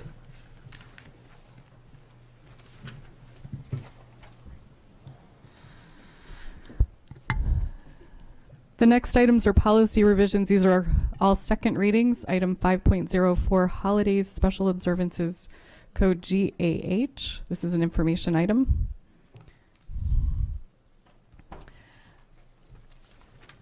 This is also about holidays. Yes. Are there any board comments or questions on this item? Mrs. Hummer? Yes, so the policy states that the following holidays shall be regularly scheduled days of closing for school, and it includes Rosh Hashanah and Yom Kippur. So if we're changing that, we need to change this policy as well. Yes, we intend on amending the language prior to bringing it back to you for third reading to address the tentative calendar that was set today. I had a question. Because we also have on here the Friday before Easter from then through the Monday after Easter, and I know that there's a bill being drafted regarding the Monday after Easter. So to keep us from having to change this every time something happens, can we just refer this policy back to the mandated state holidays, whatever they may be? Yes. Okay. Thank you. Thank you. Is there any public comment on this item? Okay, item 5.05 is agenda preparation and distribution policy BCA, also a second reading. And there were no public comments on this one or the one before. That's correct. Is there any board questions or comments? Is there any public comment? Okay, so we'll go to 5.06. Board policy dissemination BFA, second reading. Also no comments on the website? That's correct. Are there any board comments or questions? Is there any public comment? Okay. Item 5.07, policy CBC, compensation and benefits of the superintendent. Also a second reading with no comments from the web. Any board questions or comments? Any public comment? And the last of our second readings is policy CC, administrative organization. Also no public comments. Any board questions or comments? Any public comment today? Okay, then we will move on to first readings. We have 5 policies up for first reading. The first is workdays, summer schedules for schools, code, GAG. Thank you. The Office of School Performance, the Division of Human Resources, and the School and Family Partnerships Office bring policy GAG summer schedules to you for first reading. This policy was last updated November 7th, 1990. The updated policy establishes expected office openings during summer break. This policy will be posted on our website for 30 days for public comment, and we will answer any questions you have related to it. The only question I had was under C, position number 4, each school shall publicly post their summer schedule. Do we want to say that that should be electronically as opposed to like hanging it on the door, or? I think they typically do. Do you want to take this one, Dr. Kubik? Sure. Schools usually post it on a marquee on their door and on a website. Okay. Thanks. Is there any public comment on this item? All right, item 5.10, information item policy JCD, first reading, student attire and personal appearance. The Safe and Orderly Schools Office and the Office of School Performance bring policy JCD, student attire and personal appearance, to you for first reading. This policy was last updated December 18th, 1996. The updated policy establishes expectations for students regarding their attire and personal appearance in our schools and at school-sponsored events. This policy will be posted on our website for 30 days for public comment, and we will answer any questions you have related to this policy. I have a question on this one as well. Under B issue, students have the right and responsibility to choose their attire and to arrange their personal appearance in a manner which is healthy, safe, etc. What about schools that have uniforms when they don't really have complete freedom to choose what they're going to wear? That's correct. So we do have a policy that speaks to our school uniforms, and it would probably be appropriate to amend the background language just to give a nod to the schools that have a little bit of a different process, because the students are still part of the process that establishes school uniforms. So we'll make that amendment before second reading. Okay, thank you. Is there any public comment on this item? Mrs. Birch? Okay, so if I'm a kid, I'm going to argue with you about whether or not this is disruptive, aren't I? So it doesn't really say who determine. I mean, how do we establish that? I don't think it's disruptive. My friend doesn't think it's disruptive. I mean, who's the arbiter?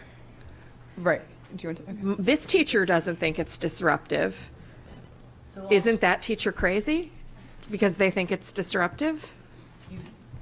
So all schools have a principal who's charged with the safe and orderly environment of their school, Okay. and so that decision would fall to the principal.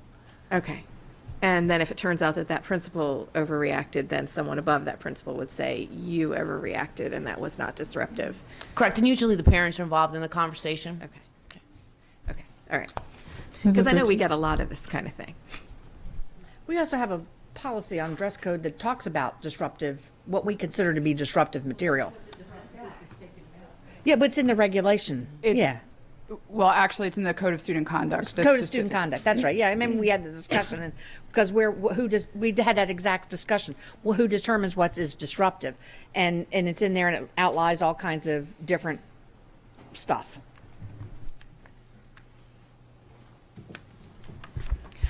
Item 5.11, supervision of students, policy JF.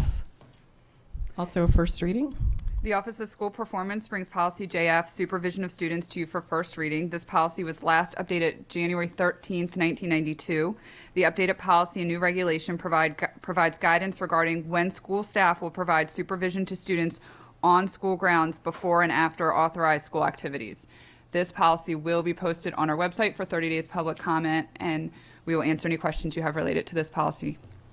Mrs. Summer? Are PTA events considered authorized school activities? I think so.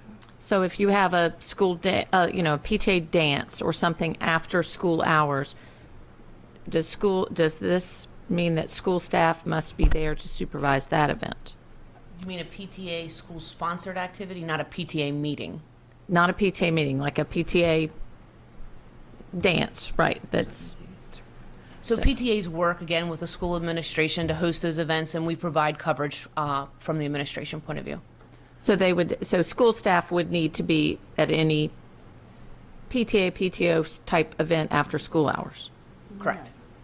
No, not PTA meeting, but if there was an activity for the kids that's after hours, I mean, my reading of this is that there would need to be at least some school personnel there. If it's considered school-sponsored, that is what this is saying, and that is what our current policy says. So if it is school-sponsored, as far as getting into the weeds of the PTA, I'm Right. not sure I mean, exactly what kind of events. I mean, the school is allowing it to happen, but if it's sponsored and paid for by the PTA in this event, that's where I'm. Like we used to have talent shows. Right, talent shows or a movie night or a dance or anything like that, which is the school is sanctioning it, but it's being run by the PTA. Is that considered a school-sponsored event where school personnel needs to be there? Yeah. Yes, if we can take a look at that before we come back to you for the next reading, and we can give you a better answer on that question. Okay. Thank you. Mrs. Ritchie. We do a lot of things in our schools after the school bell rings. And so we have people who come from basketball, and there are kids in that community usually who are on the basketball team, and so those aren't really, they're school supported in the sense that we, help our kids get there, but they don't have to be supervised by the school system. So I think it's the same thing with the PTA. You have to have it signed off by the principal and the usage form and so forth, but doesn't necessarily. But by doing that, you're saying to the parents, this is an activity that's taking place in the school building, but not necessarily being sponsored by the school. And I know that's hard because a lot of people always assume that it is. So that comes down to the tact of us trying to make sure we're being clear and talking about what it is, because PTO events and or anything that happens in our buildings after the school bell rings, except for like back to school nights and stuff like that, may be supported by the school, but they're not necessarily sponsored by the school, and that may be just a definition kind of thing too. So I'm just thinking, yeah, because I mean we. Speaking back to the days of the PTA when I'm doing events and things like that, when we did those kind of things, we made sure we had enough volunteers. There was always staff there, but we didn't rely dependently on them to be able to do the supervision. And there's also ones that run school, because they used to run some clubs, like some of the PTAs ran chess clubs or stuff like that. And some of the things I would hear would be parents would drop their kids off, assuming that the school had people there, and maybe the person hadn't shown up for that club. So I think it rolls to us to make sure that we're really being clear and defining who's going to be there. And that goes beyond just this thing, but I mean, it has to do with communications and stuff like that. If this is a school-sponsored event or school-supported. And that may be, our shall and must, may be the piece in there, but I mean, that it's really important to understand that there's a difference between those two things. And maybe that's what we need to maybe speak to and ensure, and when we get to the regulations or, the road books and stuff, so. Is there any public comment on this item? Okay, item 5.12, Student Political Activity Policy JCK, first reading. The Division of Student Services and the Legislative and Policy Office bring policy JCK, Student Political Activity, to you for first reading. This policy was last updated May 20th, 1991. It provides guidance regarding student political activity in our schools, and we will post it on our website along with the others for 30 days public comment, and we will answer any questions you have related to this policy. Mrs. Birch. Okay, so it was last updated in 1974, which was obviously a very long time ago. So a couple questions. One, and it kind of relates back to the dress code thing. So does wearing a t-shirt for someone count as engaging in political activity? No, you're asking great questions. I'm smiling because Dr. Arlotto and I had the opportunity to share this with the Teen Advisory Council, Okay. and that was one of the first questions that the students asked, and they were very insightful on this particular topic. And we said, no, I mean, you can certainly wear a T-shirt, but the actual engaging in the, I'm wearing the T-shirt, and now I'm telling you that you need to vote for this person, Okay. and I'm handing out pamphlets, taking it that next step. Can they be doing their sending out messages from their cell phone while they're in school? Because that's on school property, and they're not supposed to be doing that on school premises, because this says they can't engage in political activity while they're on school property. So would they be violating this policy if they did that while they were on school property? That's an excellent question. Uh-huh. I think, as Dr. Kubik said earlier, an administrator has a lot of discretion in when determining. I think that's probably going to happen, and we're not going to know about it. Okay, but if you found out about it, and it becomes disruptive, I think that's goes to a different level. Okay. I mean, these are the things that I wonder. And so, do we have political clubs at any of our schools? I believe Yes. we do. So they can do that. They could be organizing political campaigns at their club, which wouldn't be really considered school time kind of a thing. And that would be okay? I'm just asking, because this doesn't say.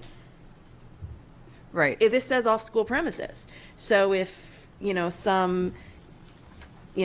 don't know if it would be the environmental club picked a candidate or the Republican club decided to support someone. I mean, I don't know. Are they allowed to do that?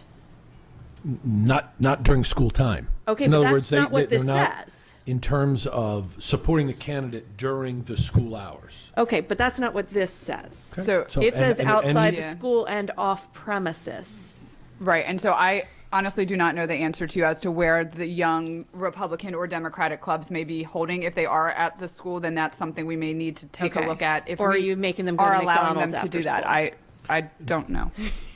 I don't know. I mean, these are just my questions, because if we want them to engage, do they really have to leave school, or can they meet in a classroom after school and do this?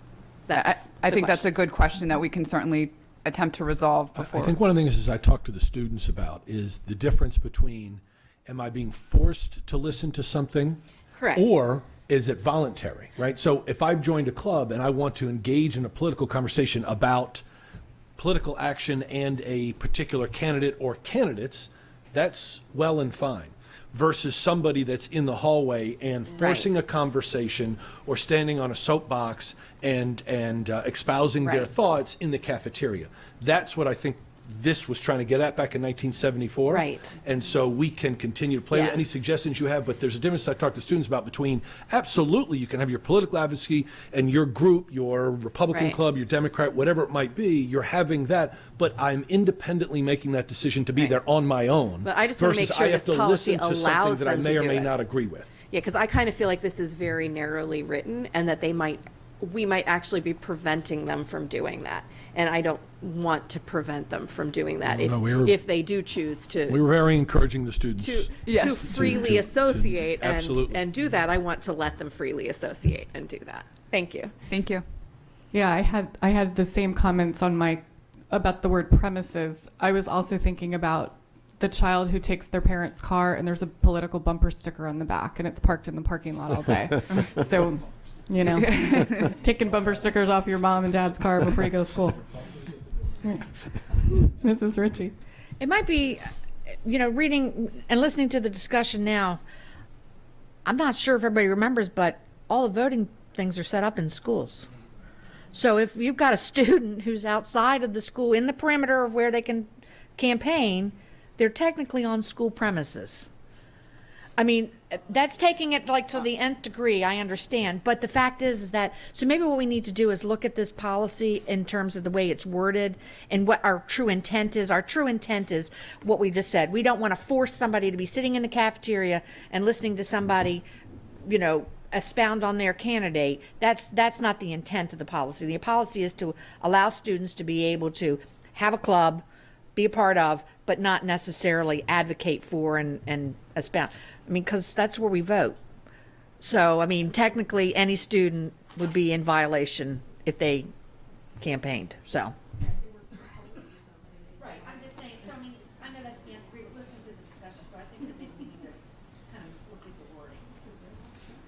Dr. Frank? If I could, I'd like to ask our student member if he might have any thoughts on this publicly, since you ran for a position, a political position, to be on this school board. I don't want to put you on the spot, but I'd like to ask you if you have any thoughts one way or the other on this policy. So, Dr. Frank, it says in the policy that except for students running for elective school offices, so I'm good. So I'm good. But I understand where Ms. Burge is coming from with the premises, and that we should go back for further discussion on that. But yeah. Thank you very much. No problem. I also had one other note on under B issue. I discovered this weekend that you can register to vote at 16 now, and then you can vote at 17 in the primary if you're going to be 18 by the general. So we have it as 18-year-old students have the responsibility, citizens, to register to vote. So we probably have to fix the ages. Right. I think maybe we can say something like when meeting the legal age. Yes. Since Great. changes. Thank you. Thank you. Any public comment on item 512? All right. Thank you. Oh, well, you got one more. 513. Yes. Powers, duties, and responsibilities of the superintendent. Policy CBB. First reading. Policy CBB, powers, duties, and responsibilities of the superintendent, comes to you for first reading. This policy was last updated December 2nd, 1992. This updated policy complies with state law regarding the duties and responsibilities of the superintendent. This policy will be posted on our website for 30 days for public comment, and we will answer any questions you have related to it. Don't have any board questions or comments. Do we have any public comments? All right. Thank you very much. We've got 6 information to action items. Item 5.14, new course approvals. Do I have a motion to move this from information to action? All those in favor? We now have an action item. Dr. Arlato, your recommendation. Yes, ma'am. I recommend the approval of these courses beginning in the 2016-2017 school year. Any board questions or comments? Is there any public comment? Oh, Mrs. Hummer. So the Stretch Your Wellness class, when we approve these classes, is this just at specific schools or at every school? Will this class be offered at every school? I'm just curious. Good morning. My name is Christina Walsh. I'm the coordinator of Health, Physical Education, and Dance. And this particular course, Stretch Your Wellness, will only be offered at Annapolis High School for the next year. Only at Annapolis High School? Correct. Okay.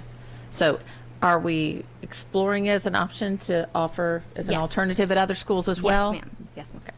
And then the career and technology classes, are those only at the CAT centers? Sorry. Hi, I'm Deb Albert, Coordinator for Career and Technology Education. So there's one course that will be offered at CAT South, which is the Foundations of Patient Care. That will only be at the Applied Tech Centers. However, the other courses, there's a new program that we would like to start at Arundel High School, Construction, Design, and Management. And so all 4 of those courses will only be offered at Arundel. Okay. Thank you. Okay, is there any public comment? Oh, Mrs. Birch. So you're doing a class like this at Annapolis this year, right? The class right now is actually under Lifetime Sports. Okay. So, and it's an extended unit as a part of that. Okay, class. a very long extended Yes. unit. Okay. Because my niece happens to be taking it, and it kind of cracks me up that this says it's designed to reach a specific population of students who are resistant to athletic activity, because I don't think she is. I think she just really likes yoga. So, and she's very happy to be in the class. Yes. Dr. Frank. Since the subject of technology came up, and having had the opportunity to practice as an engineer, I'd like to know to what extent are all kids in our school system to have an opportunity that there is a CAT North and a CAT South. Are they aware of that opportunity that we have? Well, I hope they are. We are working hard to market our programs and to make everyone aware of the opportunities, and I think to change the image and make everyone aware that Students can easily be dual completers. They can meet university system requirements and career completer requirements, so possibly leave us with the most value added with industry certifications, with college credits, and prepared to be successful. So we've done many things to just get the word out. We have open houses, and I've been meeting with counselors in our comprehensive high schools to make sure they're aware. We've done a lot with changing our publications that go out to parents and to students so that they can understand and see that it really is easy for students to complete both, as I said, be dual completers and be prepared for college and career, which is the goal of my office. Well, I'm certainly never going to change my thoughts about every child absolutely must finish high school, but there are enormous opportunities for career jobs. Those are incredibly fulfilling, and they pay a great deal of money. And if anyone in your community needs help with electricity or plumbing, they will probably be very glad to know that the fellow that came and knocked on their door to help graduated from Arundel. Yes, they are. They are. The community is certainly extremely supportive of all of our programs, and I think really understands the value of what students are earning there. So my last thought is, let me know what I can do to help. Absolutely. You're invited to everything. Come out and help us spread the good word. Mrs. Nally?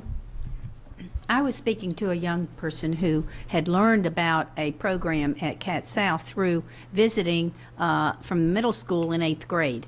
And I was under the impression that that was true in all the middle schools, that these students are given an opportunity in 8th grade to tour and to be introduced to these programs. Is that Absolutely, accurate? yes. We have several avenues. We run summer camps for middle school students if they want to go and actually try out a couple of the programs. We have tours for every 8th grader. So every 8th grader goes to their either Cat North or Cat South and gets a tour of the building on a specific day. And then we also have an explorations course that students can sign up for as a 9th grader. It can be 1 semester or 2. It's a purely elective course, but they can test 4 different programs for 4 weeks each, which is really an awesome experience for most students because they get to go in and really smell and feel and taste what that lab looks like and kind of picture themselves there. So we have many exploration type of experiences for students. Is there any public comment on this item? Okay. All those in favor? Motion passes 900. Thank you. Thank you. Item 5.15 is the Manor View Elementary School Revitalization and Addition Design Development. This is an information to action item. Do I have a motion to move it from information to action? All those in favor? Dr. Arlato, your recommendation. Yes, ma'am. I recommend the approval of the revitalization and addition for Manor View Elementary School design development.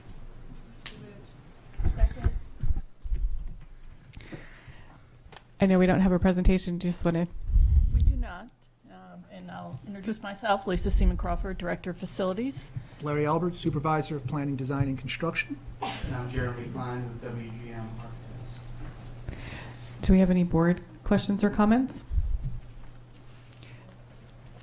Do we have any public comment? All those in favor? Motion passes 900. Item 5.16 is the High Point Elementary School Modernization Design Development. This is an information to action item. Do I have a motion to move this from information to action? All those in favor? Dr. Arlato, your recommendation. Yes, ma'am. I recommend the approval of the High Point Elementary School modernization design development. Are there any board questions or comments on this one? Mrs. Ritchie. Just saying, because it's up in my neck of the woods, very excited about this and can't wait to see. I've had the opportunity to tour the old High Point many times, and I'll be looking forward to when this gets done. Any public comment? All those in favor? Motion passes 900. Item 5.17 is the Jessup Elementary School Replacement Design Development. This is an information to action item. Do I have a motion to move this from information to action? Second. All those in favor? Dr. Arlato, your recommendation. Yes, ma'am. I recommend the approval of the Jessup Elementary School Replacement Design Development. Second. Any board questions or comments? I just want to say I'm excited too. This is my neck of the woods. Can't wait to see it. Any public comment? Right. All those in favor? Motion passes 900. Item 5.18 is the Arnold Elementary School Replacement Design Development. This is an information to action item. Do I have a motion to move it from information to action? So moved. Second. All those in favor? Dr. Arlato, your recommendation. Yes, ma'am. I recommend the approval of the Arnold Elementary School Replacement Design Development. You going to move it? Any board questions or comments? I'm excited. We're excited about all of them. Yes. All of them. Mm-hmm. Any public comment? All those in favor? Motion passes 900. Thank you. Item 6.01 is the second quarter operating budget fund transfer for FY 2016. This is an information to action item. Do I have a motion to move this from information to action? All those in favor? Dr. Arlato, your recommendation. Yes, ma'am. I recommend the approval of the second quarter operating budget fund transfer for FY 2016 be submitted to the County Council. Any board questions or comments? Is there any public comment? All those in favor? Motion passes 900. Item 6.02 is a review item, the monthly financial status report. Is there any board comment or question? Is there any public comment? Okay. Item 6.03 is also a review item, award of contracts. Is there any board questions or comments? Are there any public comments? All righty. And the last two items are consent items, 7.01, 7.02. Construction management for Arnold Elementary School modernization and the data warehouse system. Do I have a motion to bundle these and move them from information to action? All those in favor? Dr. Arlato, your recommendation. Yes, ma'am. I recommend the Board of Education award contracts as listed on today's agenda, 7.01 and 7.02. Second. Board questions or comments? Dr. Frank?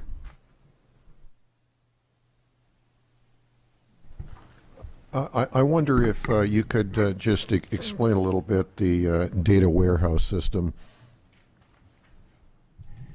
Yes, sir. For the record, Alex Sheknovich, Chief Operating Officer, and I'm joined by... Good morning, Dr. Frank. Jason Dykstra, Executive Director of Instructional Data Division.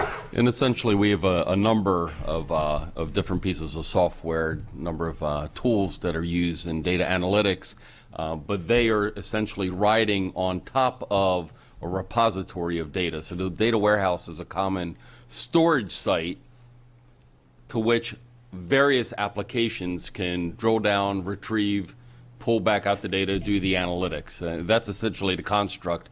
It is a central repository that multiple pieces of software can utilize the data contained within. I guess my question is, apparently there's a need to revise and update the system, and I think that's really my question. Yes, sir, Dr. Frank. The system that we have is obsolete. We are currently not even able to use it. It was last purchased in 2004. So this is a new system that we are purchasing, and I anticipate loading over 10 years of school system data into it pending approval of this contract. I bring all this up only because I'm surprised at how old this system is, and thank you for coming forward and explaining the absolute need to update a computer system that is well out of date. Thank you. Is there any public comment on this item? All those in favor? Motion passes 900. I just have a few announcements before we conclude. The next Board of Education meeting is Wednesday, January 6th, 2016 at 10 a.m. The night before, Tuesday, January 5th at Old Mill High School, we have an upcoming budget hearing at 6 p.m. and sign-ups begin at 5. We have another budget hearing here on Thursday, January 7th at Riva Road, also sign-ups beginning at 5 and the hearing at 6. Our Board Policy Committee will meet Wednesday, January 13th at 1 p.m. and the Board Budget Committee will meet Wednesday, January 20th at 4:30. And the budget workshop for the board will be held at 6 o'clock Tuesday, January 19th, and the public will be welcome to attend, but no testimony will be taken. That concludes the open portion of our last meeting of 2015. I want to wish everybody a safe and healthy holiday season and new year, and we'll see you back here next year. Mrs. Nally. I'd like to move that we go into closed session to consult with counsel to obtain legal advice on a legal matter, to conduct collective bargaining, negotiations, or consider matters that relate to negotiations. All those in favor? We're now in closed session. The meeting is adjourned. Thank you.